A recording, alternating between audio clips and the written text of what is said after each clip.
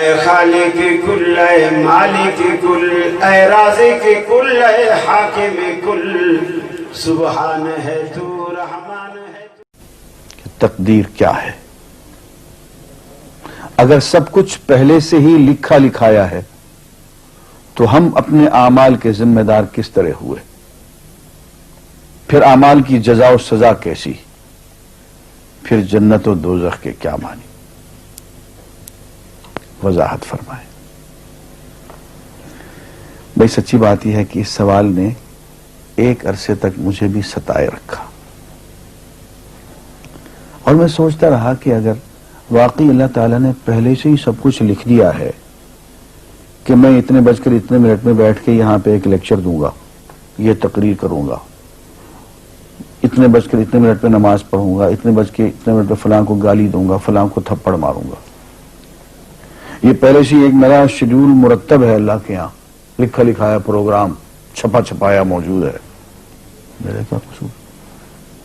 تو لکھنے والے کا قصور ہے؟ بات تو خطرناک ہے نا۔ تقدیر کیا ہے؟ عربی میں اس کے لیے ایک لفظ لکھا جاتا ہے دینی کتابوں میں، علم اللہ السابق، اللہ کا علم جو پہلے سے اسے حاصل ہے۔ اللہ کو معلوم ہے کہ آج میں اتنے بج کر اتنے منٹ پہ اپنی مرضی سے، اپنے ارادے سے، اپنی آزادی فکر اور آزادی عمل پہ، عمل سے کام لیتے ہوئے یہ کام کروں گا۔ اب بھائی کام تو میں اپنی مرضی سے کر رہا ہوں، اپنی آزادی سے، اپنے ارادے سے کر رہا ہوں، لیکن اتنی سی بات تو مانو کہ اللہ تعالیٰ علام الغیوب ہے، علیم بذات الصدور ہے۔ مجھے اپنے بارے میں پتہ نہیں ہے کہ کل 10:10 پہ میں کیا کروں گا، اس کو پتہ ہے۔ مجھے اپنے بارے میں پتہ نہیں ہے کہ میں 10 سال کے بعد کہاں ہوں گا، کیا کر رہا ہوں گا، فلاں بج کے فلاں منٹ، اس کو پتہ ہے۔ اس کو میرے آزادانہ، خود مختارانہ، فری ول کے ساتھ کیے ہوئے اعمال کا پتہ ہے کہ میں اپنی مرضی سے، اپنے فری ول کے ساتھ، اپنے ارادے سے اتنے بج کر اتنے منٹ پہ کیا کروں گا۔ یہ اس نے اپنے ہاں لکھ رکھا ہے، اس لیے کہ اس کو پوری کائنات کا نظام چلانا ہے۔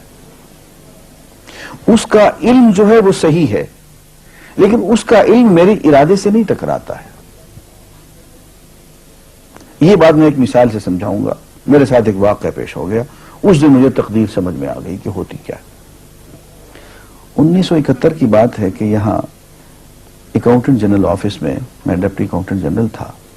اس زمانے میں ایک مشہور نجومی تھا شیخ صادق، یہاں قلعہ گزر سنگھ میں رہتا تھا، وہ پتہ نہیں بیچارہ زندہ ہے یا فوت ہو گیا۔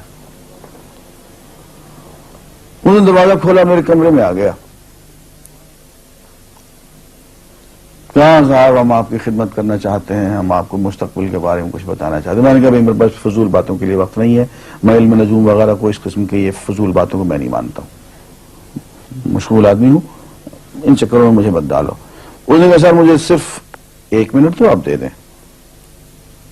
میں نے کہا ہاں 1 منٹ دیتا ہوں۔ اس نے ایک بہت بڑا کاغذ میرے سامنے لکھا جس پہ 40 خانے بنے ہوئے تھے، 40 چیزوں کے نام لکھے ہوئے تھے، مختلف چیزوں کے نام، کتاب، قلم، اینک، کاپی، دوات، پینسل، میز، بادل، برکھا، مسجد، مندر، ایسی ایٹ رینڈم چیزوں کے نام، 40 چیزوں کے نام لکھے ہوئے تھے۔ مجھے کہنے صاحب آپ ان میں سے کسی ایک چیز پہ انگلی رکھ دیں یا اس کا نام آپ اس کاغذ پہ لکھ دیں۔ اور مجھے یہ کہتے کہتے اس نے ایک پیس آف پیپر میری میز سے اٹھایا اور اس پہ کچھ لکھا اور اس کو یوں الٹا کے رکھ دیا۔ میں نے کہا تم نے یہ کیا کیا؟ کہنے لگے جی میں نے وہ چیز لکھ دی ہے، وہ نام جو ابھی آپ لکھیں گے۔ تو اب میں پریشان ہو گئی۔ تماشا کی بات ہے نا کہ جو چیز میں سوچ سوچ کے اپنے ارادے سے، اپنی مرضی سے ابھی لکھوں گا، اس نے سے پہلے لکھ کے وہاں رکھ چھوڑ دیے میرے سامنے۔ اب میں سوچ میں پڑ گیا کہ یار وہ چیز لکھوں جو اس نے نہ لکھی ہو، کبھی میں اس کا ارادہ کروں، کبھی اس کا ارادہ کروں، تنگ آ کے آخر میں نے کسی ایک چیز کو لکھ دیا، میری یہ ہے۔ اس نے جب وہ الٹایا تو وہ وہی چیز نکلی۔ اب پتہ نہیں یہ کیا چکر تھا اس کا، خدا ہی جانے۔ کوئی اس کا علم ہوگا، کوئی فن ہوگا، کوئی تک بازی ہوگی، تک بندی ہوگی کوئی۔ لیکن اس دن مجھے پتا چلا کہ یار اس کو جو کچھ میں نے لکھا ہے اپنے ارادے سے لکھا ہے، اپنی مرضی سے لکھا ہے، اس سے پابند ہو کے نہیں لکھا۔ کبھی اس پہ انگلی لگاتا تھا، کبھی اس پہ آخر چن کے ایک لکھا میں نے۔ لیکن اس کم وقت کو پہلے سے پتا تھا کہ میں کیا لکھنے والا ہوں، اور اس نے پہلے سے وہاں لکھ کے رکھا ہوا تھا۔ میں نے کہا یار ایک محدود علم والا آدمی میرے آئندہ کے اعمال کو اپنے ہاں لکھ کے رکھ سکتا ہے، ہرچند کہ وہ عمل میں اپنی مرضی سے کر رہا ہوں، اپنے ارادے سے کر رہا ہوں، کوئی مجبوری نہیں ہے اس میں، لیکن وہ میری مرضی والا عمل، میرے اپنے ارادے سے کیا ہوا عمل، پوری آزادی کے ساتھ کیا ہوا عمل، اس نے پہلے سے اپنے ہاں لکھ کے رکھا ہوا۔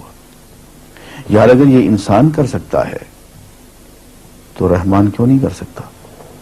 اس نے میرے سارے اعمال جو میں آئندہ چل کے کرنے والا ہوں، وہ سارے کے سارے اعمال اس نے اپنے یہاں لکھ کے رکھے ہوئے۔ اس کو انتظام کرنا ہے، میرے رزق کا انتظام بھی کرنا ہے، آگے میری زندگی، میری موت، میری قبر میں اکوموڈیشن کا پتہ نہیں کہاں کا میرے اس نے انتظامات کرنے ہیں۔ تو میرے بارے میں اس نے سارا کا ڈیٹا کلیکٹ کر کے رکھا ہوا ہے اپنی انفارمیشن کے لیے کہ یہ اپنی مرضی سے کیا کیا کچھ کرے گا۔ تو اس کے لکھے ہوئے ہونے سے میری مرضی ختم نہیں ہوتی، میری ذمہ داری ختم نہیں ہوتی، میرا ارادہ، میری فری ول ختم نہیں ہوتی۔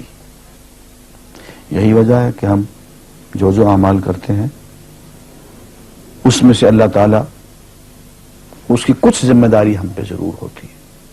کچھ کام اللہ تعالیٰ کا ایک نظام ہے، اس میں شاید ہماری ذمہ داری نہ ہو، وہاں جبر ہو، لیکن کچھ اعمال ایسے ہیں جن میں خالصتاً ہمیں آزادی حاصل ہے، ہمیں اختیار حاصل ہے، ہم ان کے ذمہ دار ہیں، ہمیں ان پہ جزا ملے گی، ہمیں ان پہ سزا ملے گی، اللہ تعالیٰ بچائے۔